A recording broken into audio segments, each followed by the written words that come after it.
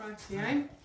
So the next bit we need to do is slip stitch all of this all the way around. Sorry, Patty, being a pig in the background. So what I've got here is like a variation in sizes of curved needles, and I'm going to go for this one because that will be able to, yeah, it won't damage the fabric too much, so I'm going to go for that size. This is waxed nylon thread, which sometimes leaves a bit of a residue, so I'm just going to test a little bit first, and if it does, I'm going to use thread instead. Test this thread coming through. The waxed usually helps it slide through the fabric easier.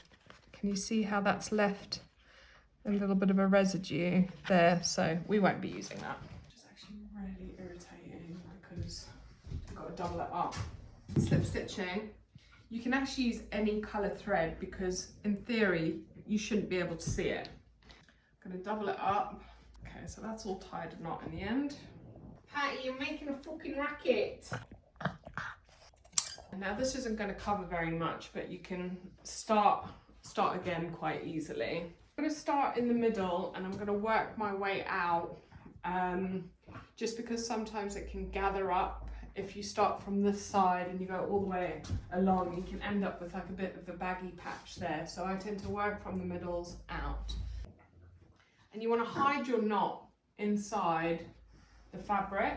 So as you can see, I've started my needle there, and then I want my first stitch to come up there, like so.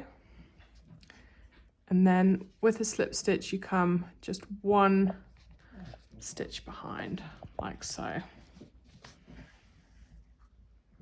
And then when you pull it in,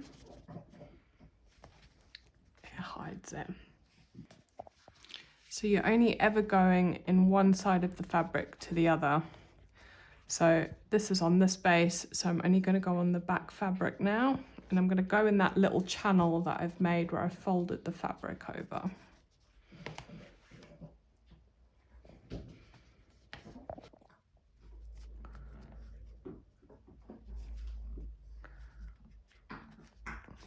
Try and do it so you can.